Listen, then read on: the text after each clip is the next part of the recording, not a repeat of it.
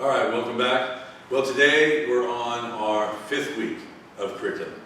So the past weeks we've been working on weeks 1, 2, 3, and 4, which primarily are the bulk of the techniques in the system up through black belt. On the 5th week at my schools and all the schools associated with me, the 5th week is kata and sets, and then the 6th week is all of our groundwork, all of our Kenpo groundwork and freestyle. So we'll do maybe some of that next week or the week after, but this week and maybe one more week, we might stay on kata and sets week for 2 weeks, we'll see. But today I'm not going to go through any of our katas from start to finish. I want to highlight certain things with long 3 and long 4. I was going to do some of long 5 and 6, we'll do that another time. And of course 7 and 8 and some ideas on 9. But for right now, just 3 and 4, just the first 2 or 3 techniques of each, because again, I had known all the katas and everything in the system prior to getting to Mr. Parker. When I got with him, we went through everything again, as I've said in previous videos, and he moved a lot of things around. And in these katas, whenever I'm showing you something or I'm emphasizing something, it's because he emphasized that to me. And so that's what I want to share with you, is what he emphasized with me. And also do a little bit of two-man set.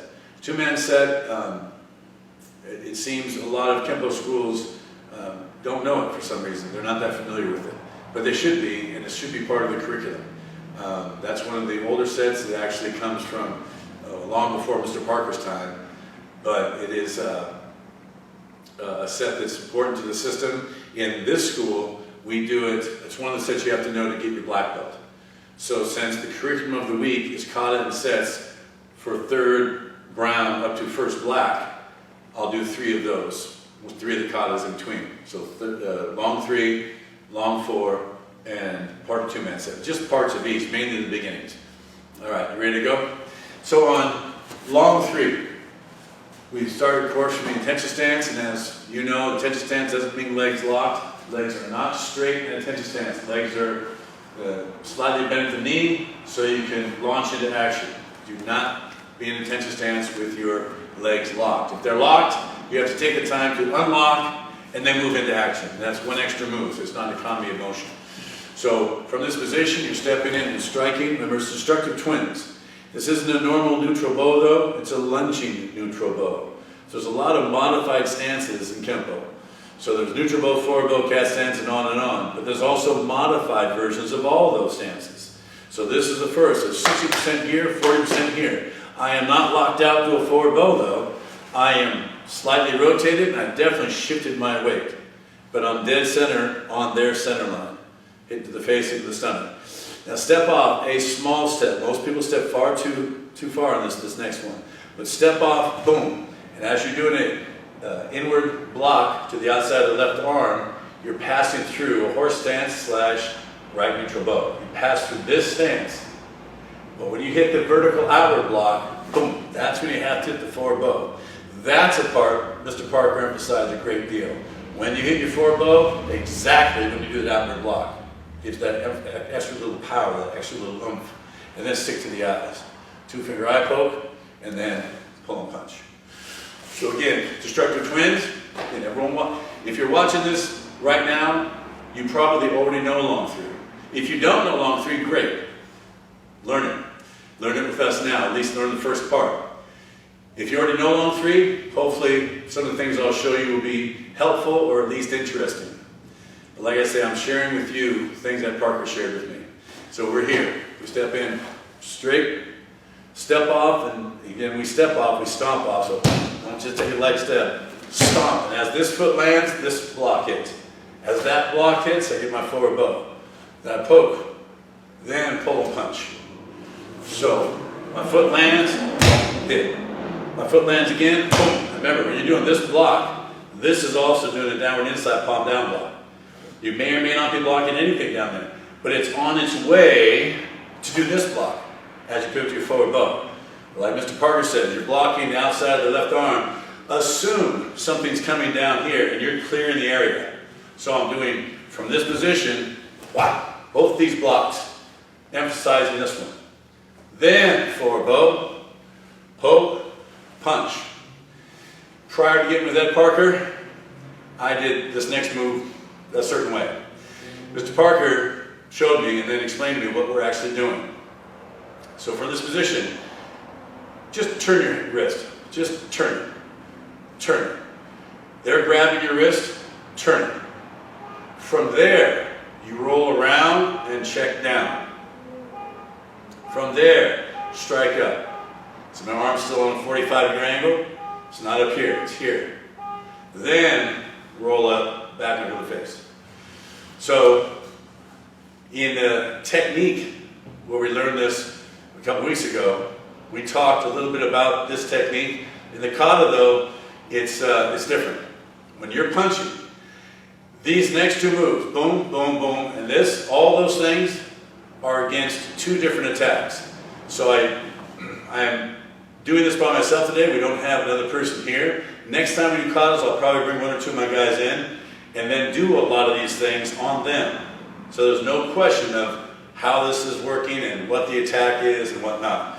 It's one thing to memorize moves, but you need to know exactly what it is you're doing, what you're envisioning, and then you'll understand the practicality and the nature of the sequence.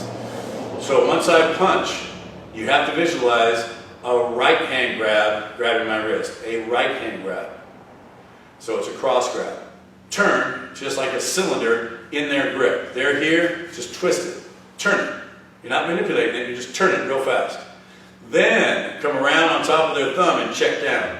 In an actual technique, you'll be grabbing their wrist and pulling it down. But in the kata, you simply turn, roll down, that's a little circle, hit them in the ribs, because that would have bent them over when you pulled down their arm this way, you check down, hit them in the ribs, now roll up back into their face.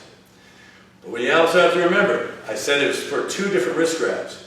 The first wrist grab, visualize it, is a right hand grab, a cross grab. I turn, check down, and hit. The second one is for a left straight grab. So there's their left hand grabbing my wrist. It's a straight grab, not a cross grab. On this one, if it were an actual technique, I'd simply be stepping in, breaking their grip, and then backing them in the face. But since it's in a kata, he just put them together. He put both those wrist grab techniques. So the one wrist grab technique would be for a right hand cross grab. I turn, come down, hit, hit. Or turn, or from there, just turn, come down, pull down, and hit. Something like that. That's the technique for the first. The second one though, picture it, left hand grab. So now I just step in and collapse my elbow, my wrist stays there, my elbow hits their elbow, turn. So if I'm facing you, it just turns. It'll break their grip. It's the same motion you're having gripping talent. Okay, it's the same exact move, but with just one hand. Breaks their grip. And then back into them in the face. So there's been a lot of versions of what that technique is over the years. There's a lot of black belts here at my karate schools that I've been working with for years now, but they came from either other systems or other Kenpo schools. And so there's always a little different version, you know. And remember, I've always said, you know, as long as we're all, you know, writing the name or the heading American Kenpo or Ed Parker's Kenpo, as long as we're writing that, that's great. But all of us have our own handwriting. No two handwritings are the same. So we all have our own way of signing it. We're saying the same thing. But this is important because Ed Parker said, look, here's how I want you to do the techniques, Brian, and the katas. And that's the way they're going to be, period. And the techniques you then can step away from and go ahead and ideal, you do the ideal, do the what if, do the formulation. Fantastic. But, and then of course, those last two phases are part of the spontaneous motion as well, the phase of the techniques. But for the katas, part of your training is to do, the katas make you do something exactly a certain way. And this is exactly the certain way he wanted it done. So again, we're here, we strike, boom, come around, pop, poke, punch, turn, roll down, hit, roll up. Then you back up to the face. Back to the horse.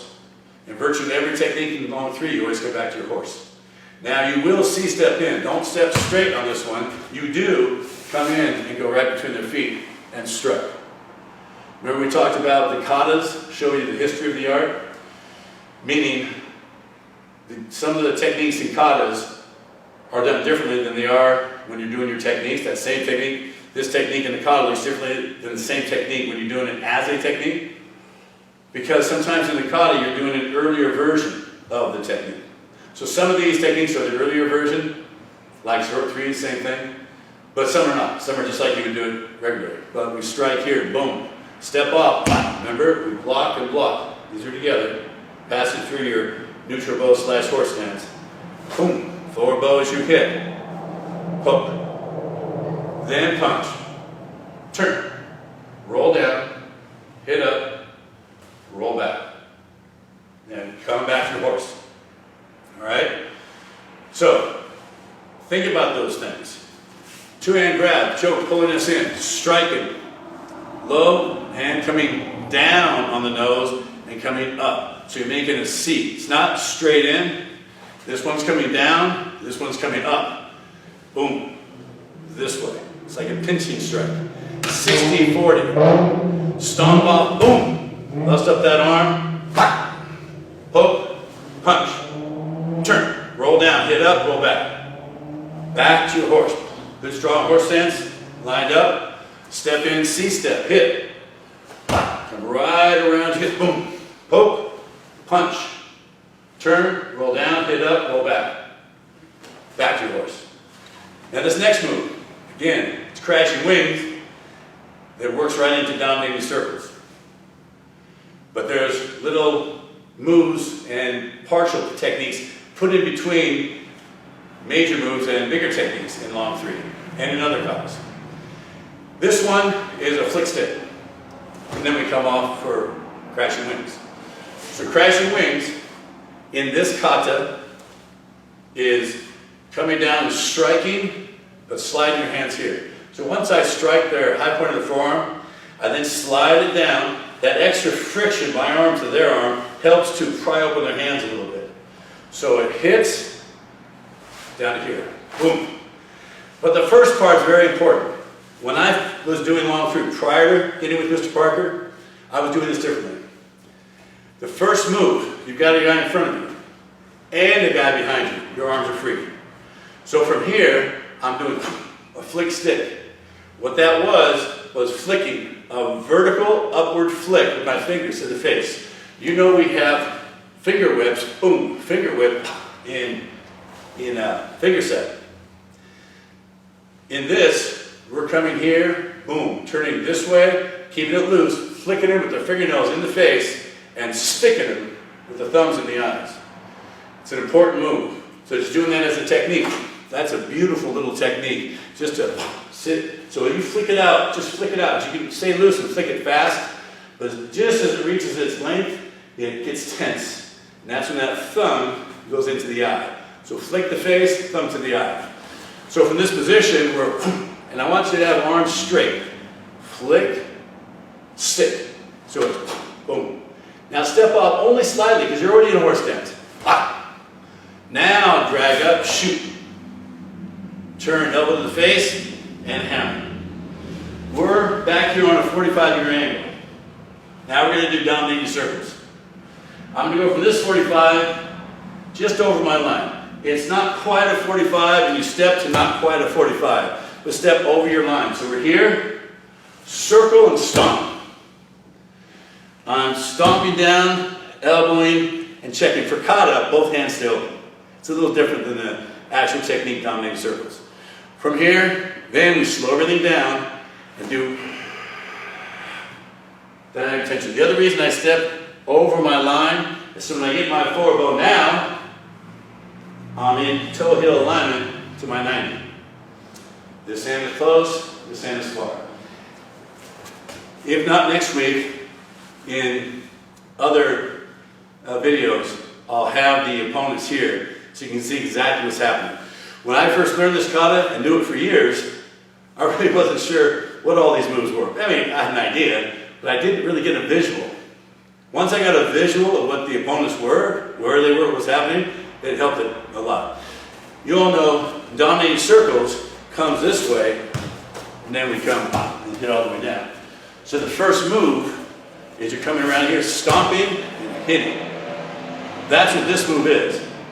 But instead of stomping and hitting basically in the same direction, for Kata, he has the first part facing that way, and the second half of the technique facing that way. So when we're here, and that's why it gets confusing, you're thinking, that's not dominating circles. Yes, it is. So you're here, come around, stomp. And now pivot all the way this way. This is in their jaw, this is in their ribs. This was behind their leg. I know it was over here, but he switched it here in the middle of the technique. And I asked him why. He says, because that's the way I like it in Kata. You have to get it on going in both directions. It's all right, sounds good.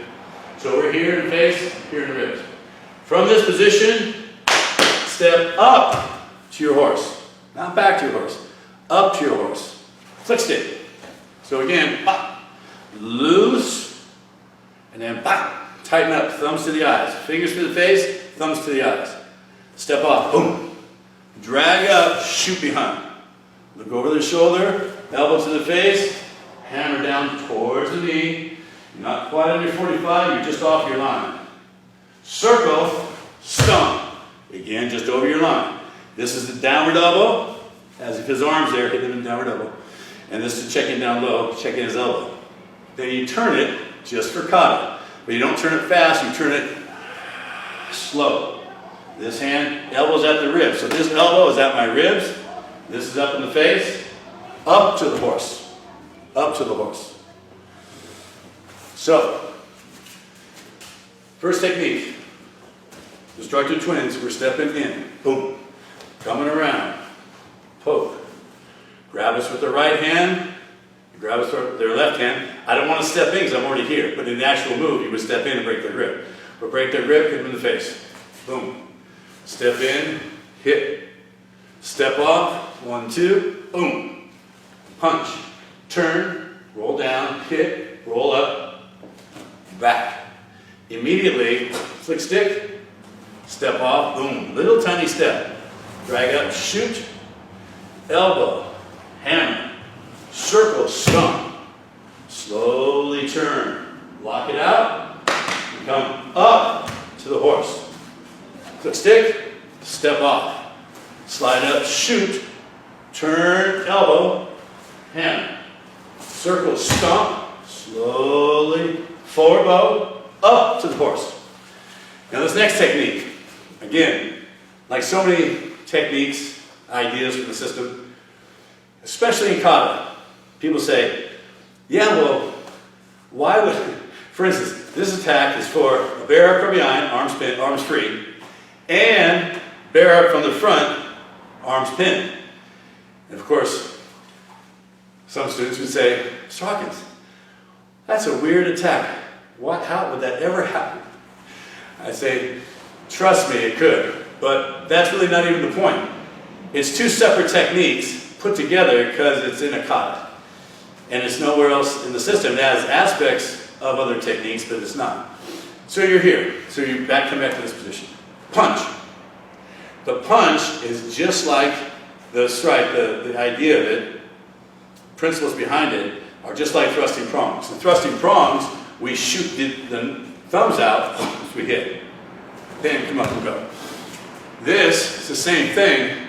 We want to shoot down low. Hit him just below the belly button, around the bladder, and hit him. That knocks their midsection backwards. It gives you this space. So they're right in front of you. I mean right here.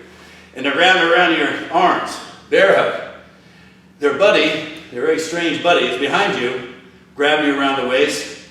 Your arms are free. Well, you got to get some space here. So, bam, punch it out, and that gives you that space. Roll, hit him in the jaw. Grab.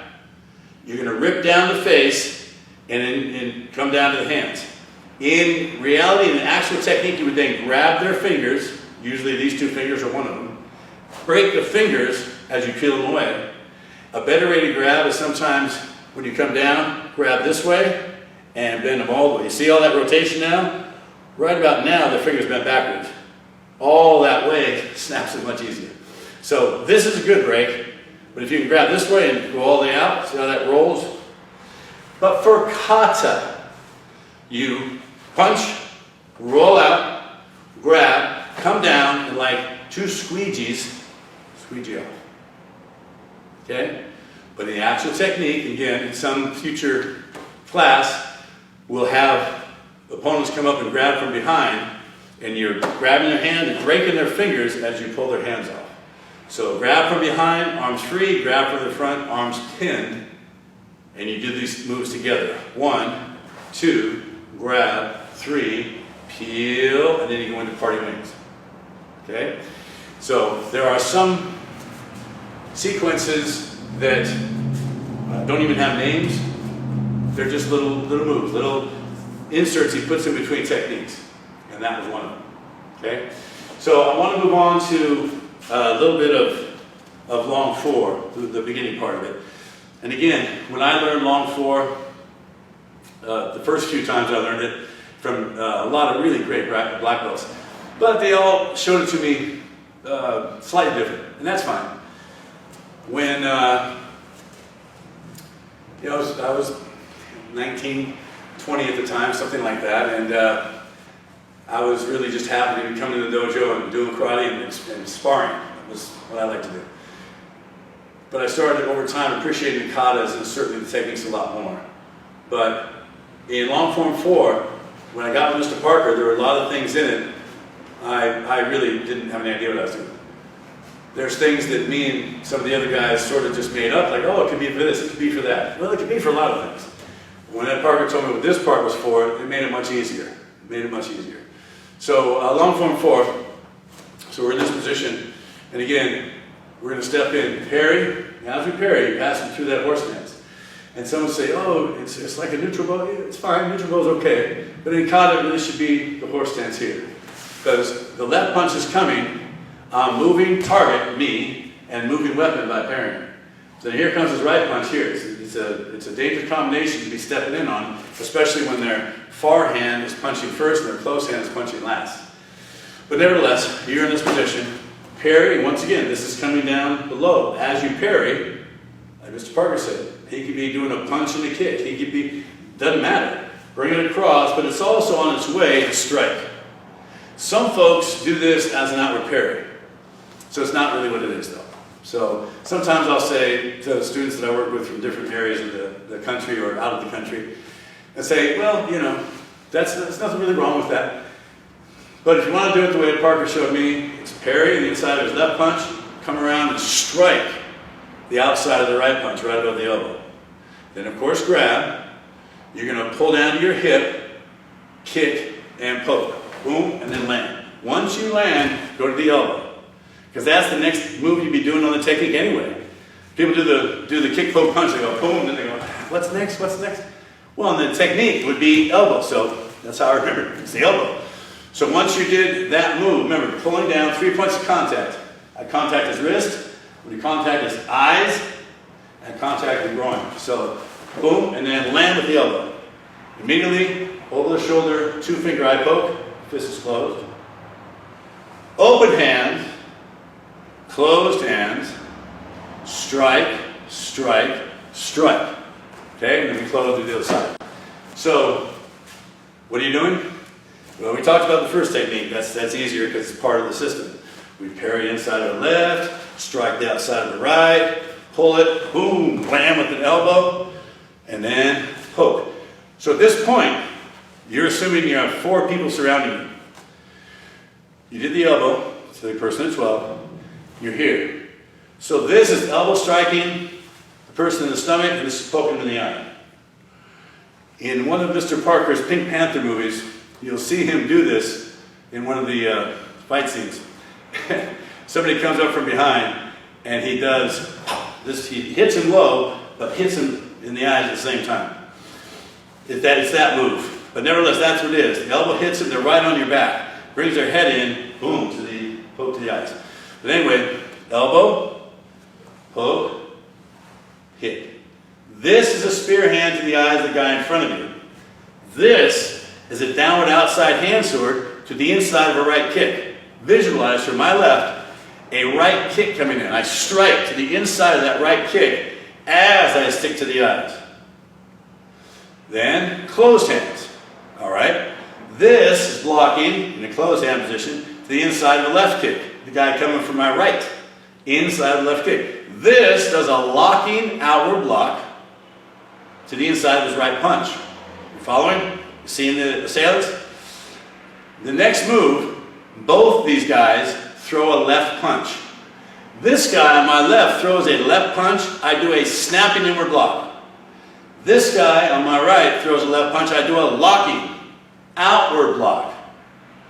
Then I hit both of them in the face, strike across. We're going to get to that in a second. But get this part down. I don't care what school you're from, what part of the country, other countries. Ed Parker was very specific on this part. So if you'd like to do it another way, fantastic. But this is how he explained it to me. And I've done it that way ever since. So we just did the elbow, two finger, eye poke, the guy behind us. That's the guy that sits. Spear. Spear hand this guy, inside of a right kick. Boom. Now, inside of a right punch to my left, inside of a left kick to my right.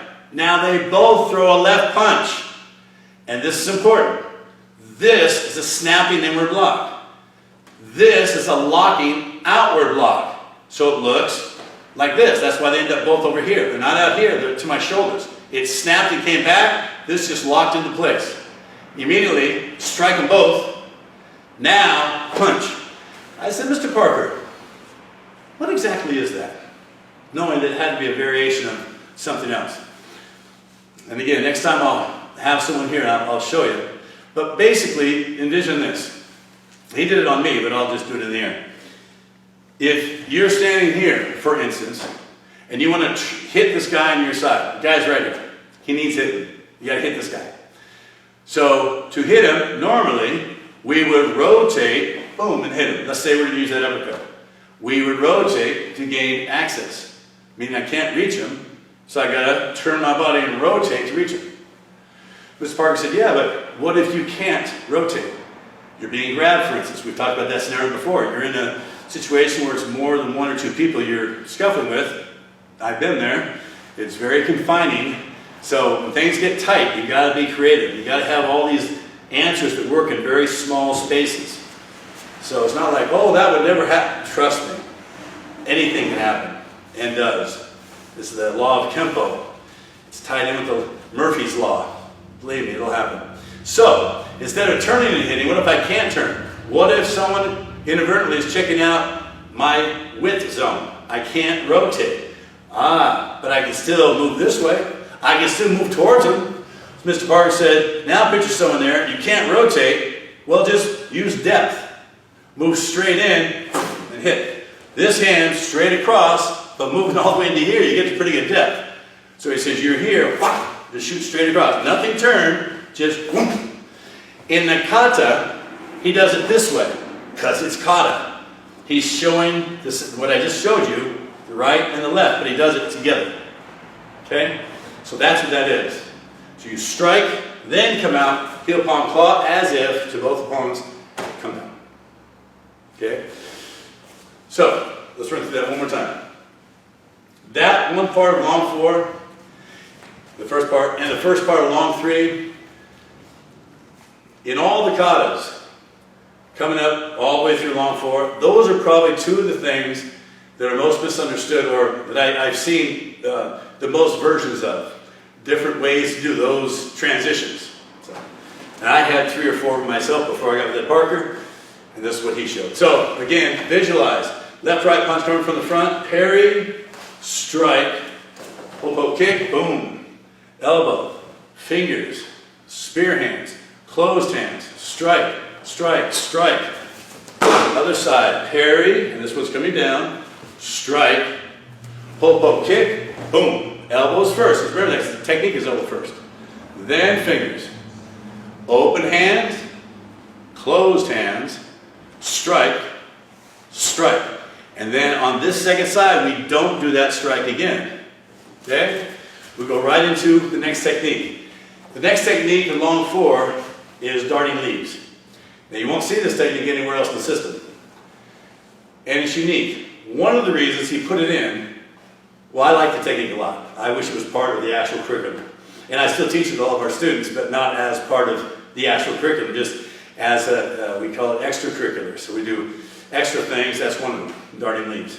So he did it because, well, I'll tell you in a second, because it shows the kind of the opposite side of how you do protective fans. So as we're doing that move, we just did all that bump, bump, bump. Now visualize a shuffle right punch. It can be a step through, but if you're doing it on each other at some point tonight or tomorrow or the next day, do it for a shuffle right punch. They're very close though.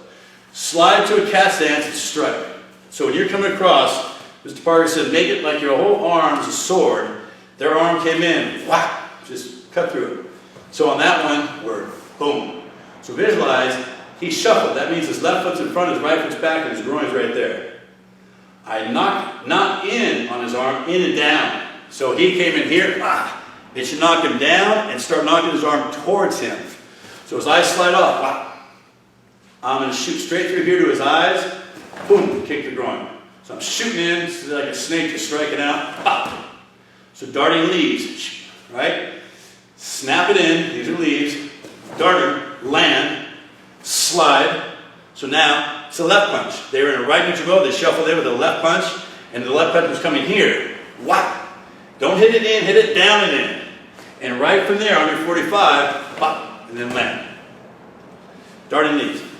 In protecting fans, and I think that this is one of the main reasons he put darting leaves in the system, or in long four. One, because he likes the technique. And two, he said because it shows opposites. So what do you mean? He says, well, on protecting fans, when you go to do the poke kick, it's one side poking, the other side kicking. It's my left hand and my right foot. Boom. It's these. Darting leaves, it's same hand, same foot. It's right and right. Pop. And he says, Brian, you gotta have both. If I never showed you this, but all you knew was this, you may never explore that other one. You may never do same side. Because we never touched on it. That's why he says we have lots of techniques in the system that I may not like, you may not like, but they're all there to teach you a little something. And in darting leaves, I never really even saw it as a separate technique until I got with Ed Parker. Suddenly darting leaves was like, I like that technique. I like it a lot. So, darting leaves. We'll do just one more from long four, then I want to touch on two-man set. So on long form 4, we just did the second side of darting leaves. So we're here, remember, right neutral bow, they shuffled in with a left punch to my face. So it's coming right here. I struck it down, poke and kick, boom, land in a horse stance, but facing this way. This is another version of unfurling crane.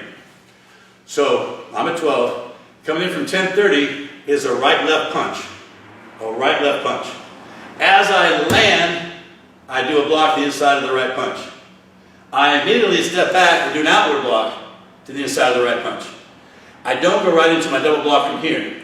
This is where it changed the way I did it, the way Mr. Parker did it. He said as soon as you hit that second block, boom, shuffle in and punch him. So once you did the block once, block twice, pop, just push off the back foot, boom, hit him. So this comes to here. Then the left punch is coming in, inward, outward, boom. Claw, boom. Okay? So that's a version of unfurling crane. We just snap it out. This is checking down low.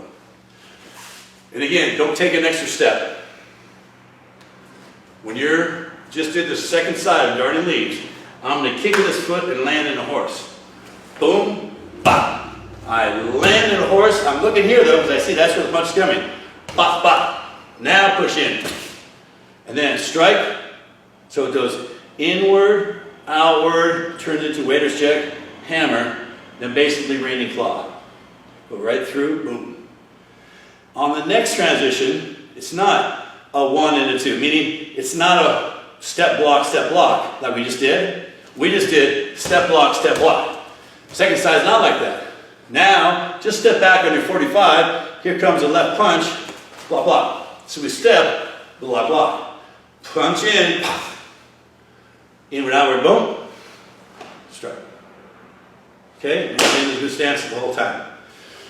So on long 4, when you're doing protecting fans, highlight those things I just highlighted. especially all the stuff in between.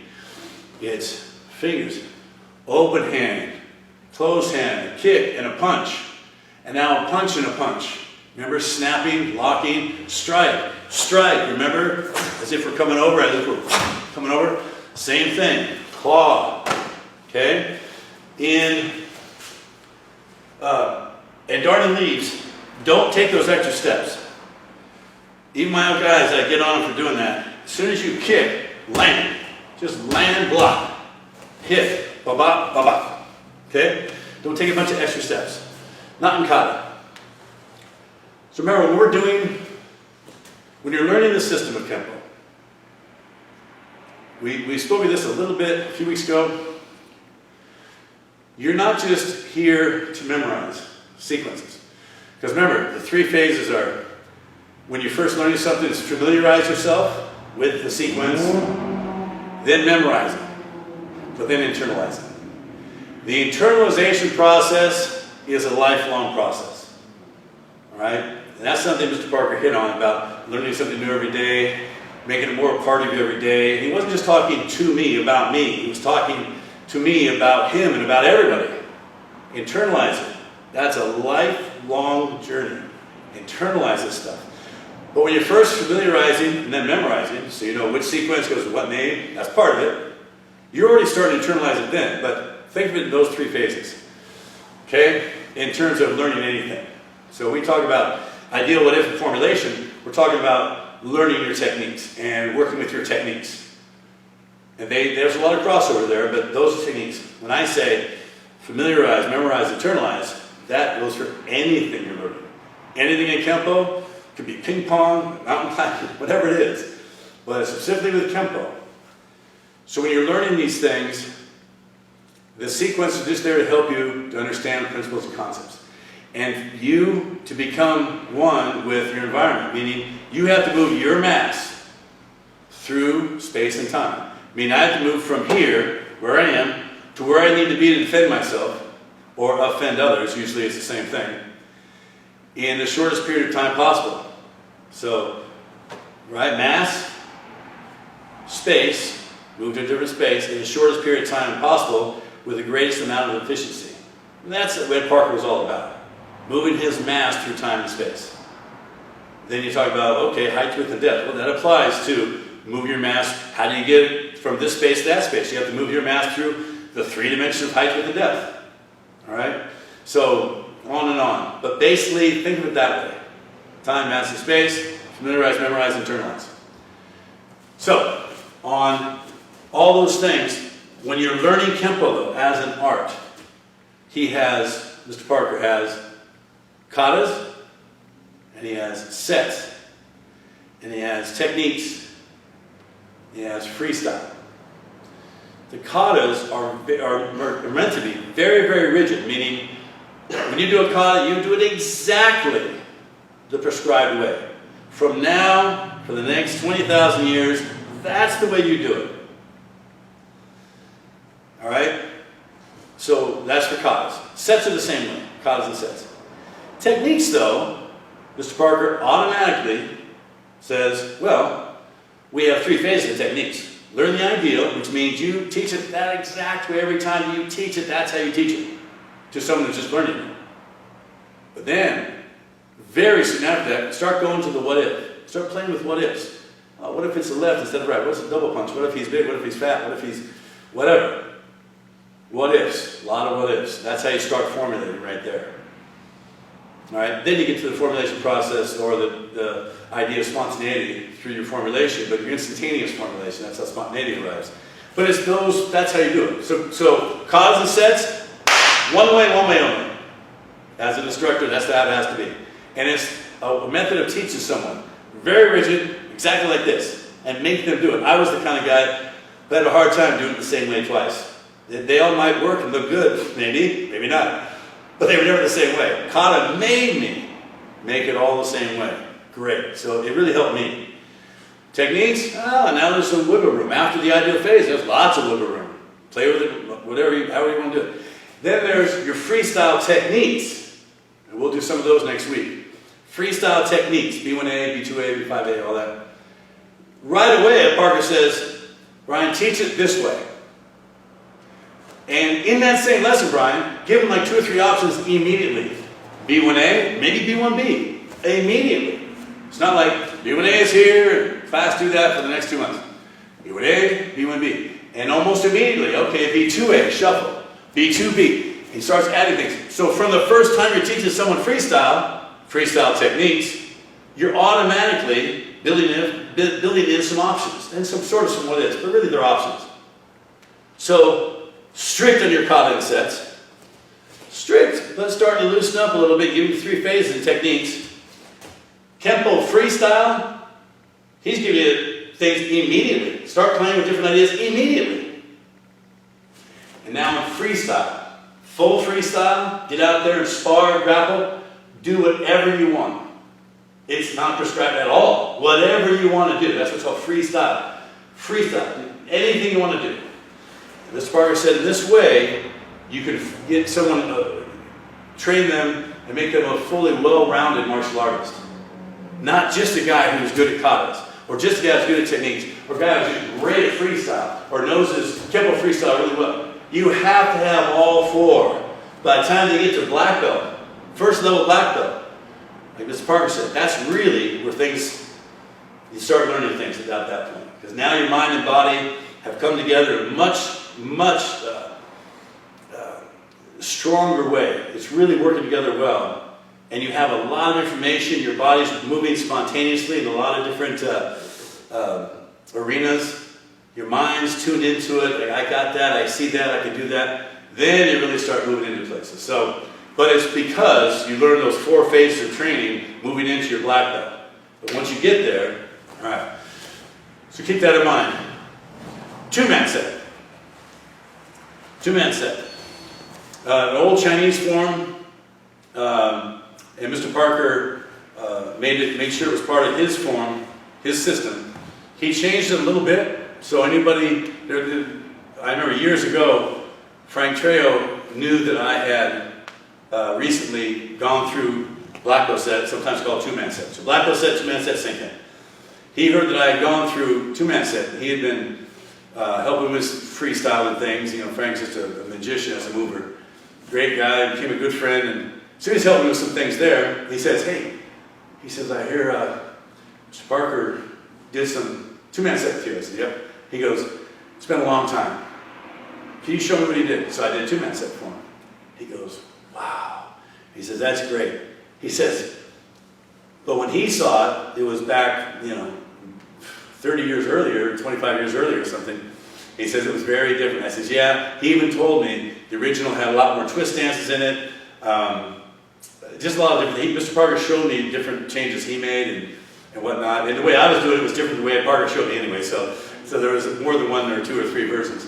But, so he made some changes. He felt some things just weren't strong enough. But he still wanted to maintain some tradition in it and to show sort of more of some of our Chinese roots in 2-man sets. So that's what he did.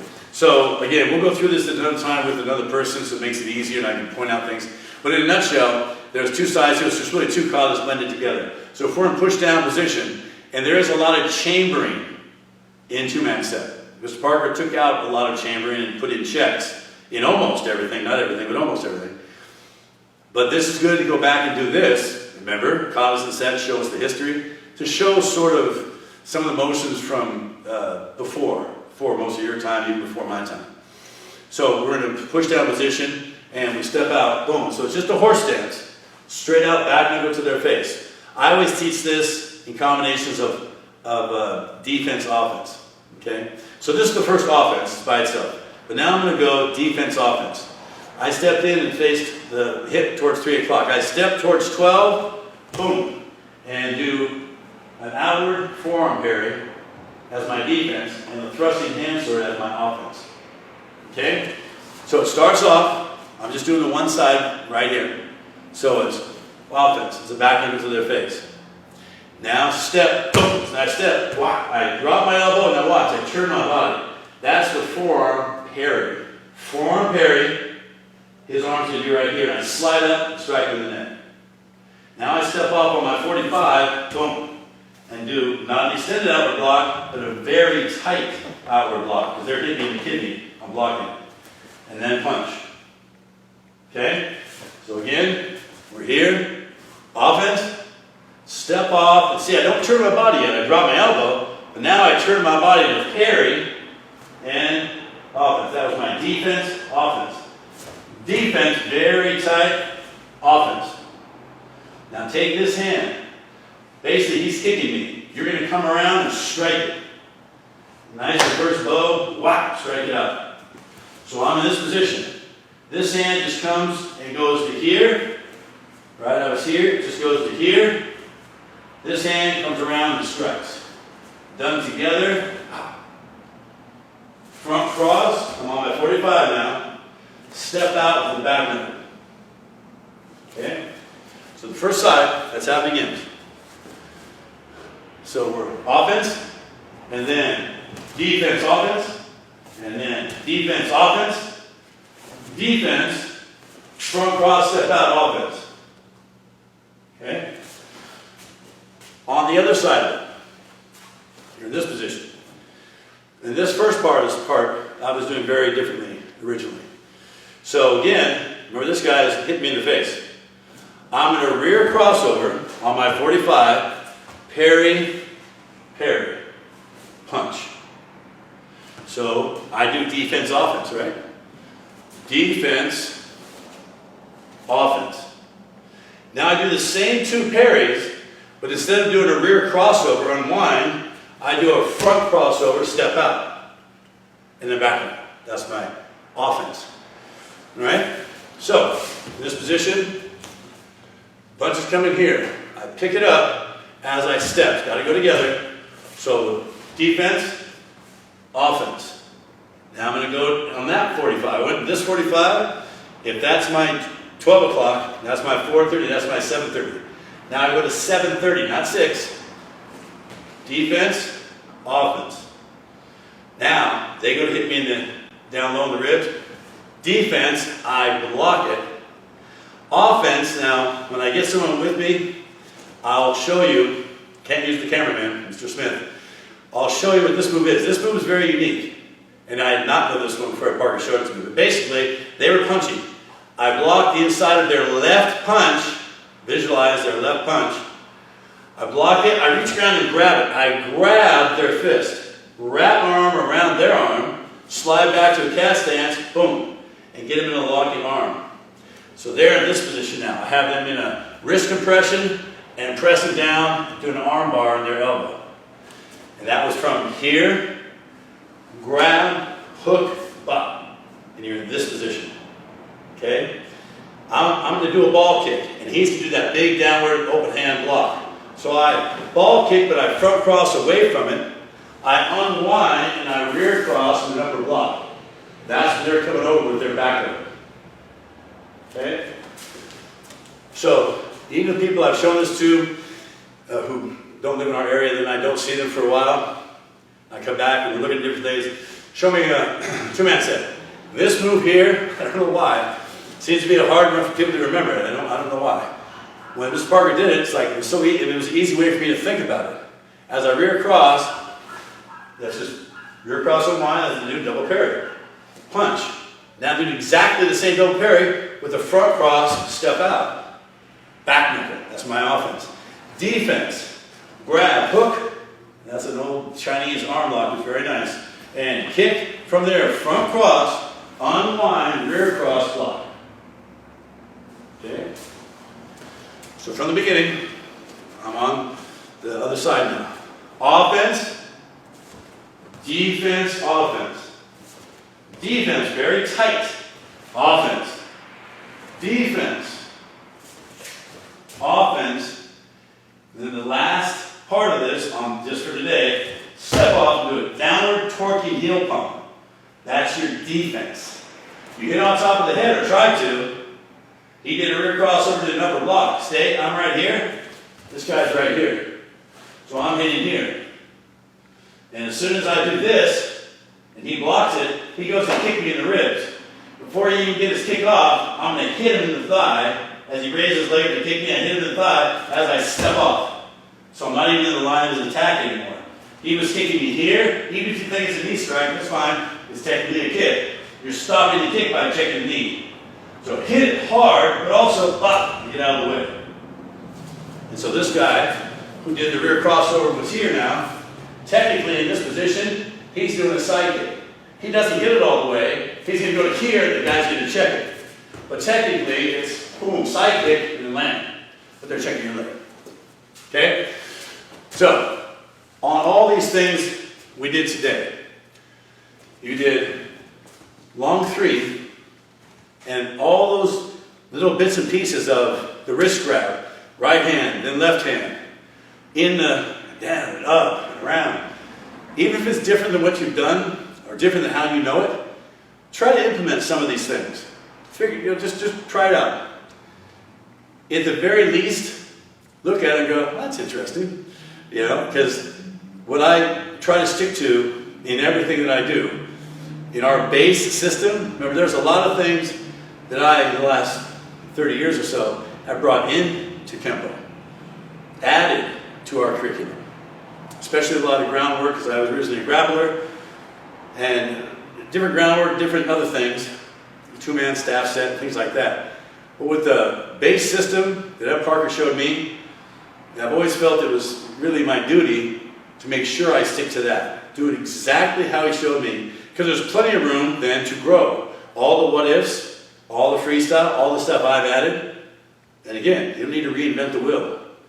Ed Parker was a massive thinker. Very organized, brilliant. He put together just a marvelous system. So I wasn't one of the guys going to say, well, let's throw those techniques out and do this and this. No. Keep everything in, work on it, learn the principles and concepts of everything that he showed me at least. And then if you want to add things after, right? Add things and increase your curriculum that way. But learning this, I think, again, if you're an instructor, and I tell my guys this for so many years, if you're an instructor who is, say you have 4 or 5 techniques that you just don't do so well. You never have, or maybe you used to and don't do it anymore. You used to be a great kicker, now you're not, so you don't want to do those. You start avoiding, some people start avoiding techniques they're just not very good at anymore. But you're really gypping your students. Because if you do that, if you take someone who learned all of Ed Parker stuff, and then you cut a lot of it off, or just don't teach a lot of it anymore, your students then, what they're learning is something very different than what you learned. And then if they do what you did, and they take all the stuff you showed them and go, well, here's all the stuff so-and-so showed me. Man, I don't like this much of it, though. This stuff I'm really good at. I look good doing this. And then he teaches his student, and he does the same thing. He does everything, but I don't like it. In 2 or 3 generations, you pretty much have lost most of what Ed Parker left to us. And I'm not that guy. So I like to stay with it. All my students for all these years have learned everything that I learned. Well, everything they've learned is what Mr. Parker showed me, I'll put it that way. All my own children have learned the way I learned it. And then whatever they create on top of that, fantastic. Mr. Parker wanted us to evolve and create. But I personally always wanted to keep this stuff the way it was, the way he showed me. And that's what I'm showing you guys today, and other videos. Good, so work on these things. I hope it's been helpful. First part of long 3, first part of long 4. Didn't get into the histories of everything. There's a lot, I could do hours on these katas. Just the first part of those 2 katas, the first part of 2-man set, otherwise known as black belt set.